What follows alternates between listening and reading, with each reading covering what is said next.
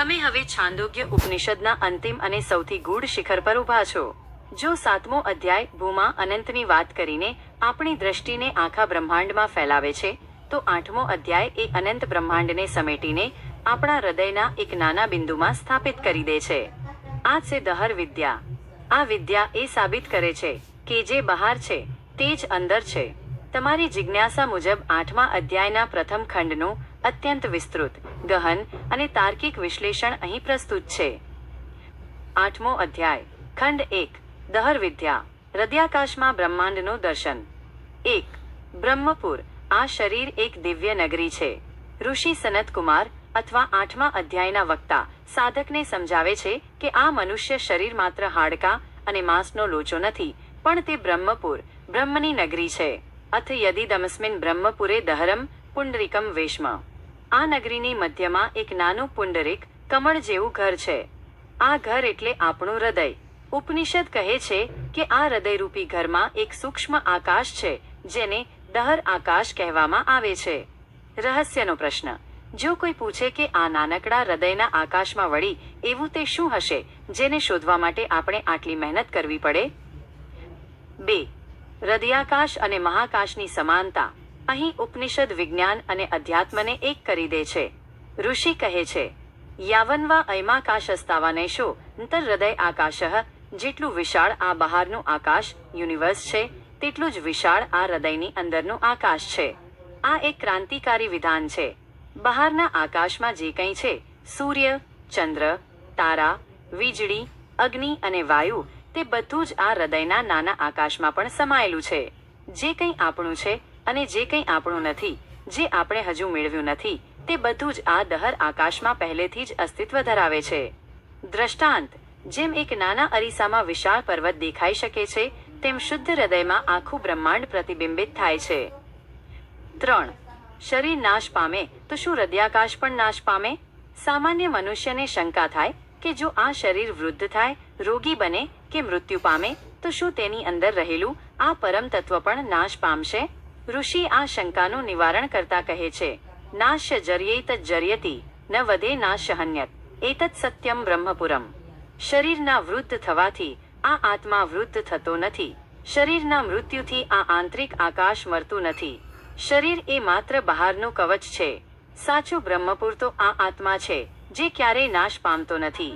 આ આત્મામાં તમામ સત્ય કામો, ટ્રુ ડિઝાયર્સ સમાયેલા છે. 4. આત્માના 8 દિવ્ય ગુણો. આ ખંડમાં આત્માની ઓળખ માટે 8 લક્ષણો આપવામાં આવ્યા છે, જે સાધકે ધ્યાન ધરતી વખતે યાદ રાખવા જોઈએ. 1. અપહત પાપમાં, પાપથી રહિત, પુણ્ય પાપના બંધનથી પર. 2. વિજ્રહ, ઘડપણ રહિત, શાશ્વત યુવાન. 3. વિમૃત્યુઃ, મૃત્યુ રહિત, અમર. 4. વિશોકઃ, શોક કે દુઃખ રહિત. 5. વિજિગત્સઃ, ભૂખ રહિત. 6. અપિપાસઃ, તરસ રહિત. 7. સત્યકામઃ, જેની ઈચ્છાઓ હંમેશા સત્ય અને શુભ હોય છે. 8. સત્ય સંકલ્પઃ, જેનો સંકલ્પ માત્ર વિચારતા જ પૂર્ણ થાય છે. 5. પરાધીનતા વિરુદ્ધ, સ્વાતંત્ર્ય, સંસારનું ઉદાહરણ. ઋષિ સમજાવે છે કે દુનિયાના લોકો કેમ દુઃખી છે. લોકો રાજા કે શાસકની પાછળ દોડે છે, કારણ કે તેમને લાગે છે કે ત્યાંથી સુખ મળશે. તે બીજાના આદેશો માને છે. પરતંત્રતા. જેમ અહીંના લોકમાં કરેલી કમાણી, ખેતી કે વેપાર સમય જતાં નાશ પામે છે, તેમ પુણ્ય દ્વારા મેળવેલા સ્વર્ગના સુખ પણ નાશ પામે છે. પરંતુ જે મનુષ્ય આ આત્માને અને આ સત્ય કામોને જાણી લે છે, તે સ્વરાડ, સેલ્ફ રૂલર બની જાય છે. તેના માટે કોઈ સીમાઓ રહેતી નથી. 6. તુલનાત્મક કોષ્ટક. બાહ્ય જગત વિરુદ્ધ દહર આકાશ. લક્ષણ. બાહ્ય જગત એક્સટર્નલ વર્લ્ડ. દહર આકાશ ઇનર સ્પેસ. સ્થાન. શરીરની બહાર, ભૌતિક, હૃદય કમળની અંદર, આધ્યાત્મિક. વિસ્તાર. સીમિત, આપણી દ્રષ્ટિ મુજબ. અનંત, બ્રહ્માંડ જેટલું જ વિશાળ. ટકાઉપણું. નાશવંત, પેરિશેબલ. અવિનાશી, ઇમ્પેરિશેબલ. પ્રાપ્તિ. મહેનત અને પુણ્યથી મળે છે, માત્ર જ્ઞાન અને ધ્યાનથી અનુભવાય છે. પરિણામ. તે બંધન છે. તે પરમ મોક્ષ અને સ્વતંત્રતા છે. 7. મનોવૈજ્ઞાનિક વિશ્લેષણ. હૃદયમાં એકાગ્રતા કેમ? તમને પ્રશ્ન થાય કે મગજને બદલે હૃદય કેમ? ઉપનિષદ મુજબ હૃદય એ આપણી લાગણીઓ અને અસ્તિત્વનું કેન્દ્ર છે. મગજ તર્ક કરે છે, પણ હૃદય અનુભવ કરે છે. જ્યારે મન શાંત થાય છે, ત્યારે તે હૃદયમાં લય પામે છે. આ લય પામેલી અવસ્થામાં જ આપણને એ અનંત આકાશનો અનુભવ થાય છે, જે આપણા અસ્તિત્વનો આધાર છે. આને આધુનિક સંદર્ભમાં ઇનર યુનિવર્સ કહી શકાય. 8. સાધનાનો માર્ગ. દહર વિદ્યાનો અભ્યાસ કેવી રીતે કરવો? આ ખંડ માત્ર માહિતી નથી, પણ એક સાધના પદ્ધતિ છે. 1. એકાંત.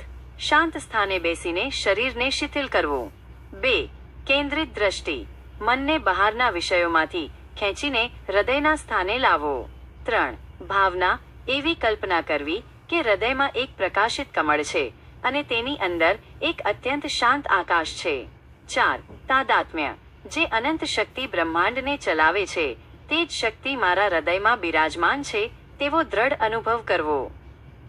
9. નિષ્કર્ષ. તું જે શોધી રહ્યો છે તે તારી અંદર જ છે. 8મા અધ્યાયનો પ્રથમ ખંડ આપણને એ મહાન સત્ય તરફ લઈ જાય છે કે આપણે કોઈ બહારના ભગવાનના ગુલામ નથી. આપણે પોતે જ એ બ્રહ્મપુરના સ્વામી છીએ. જે સુખ માટે આપણે આખી જિંદગી બહાર ભટકીએ છીએ, તે સુખ આપણા હૃદયના આકાશમાં શાંતિથી બેઠેલું છે.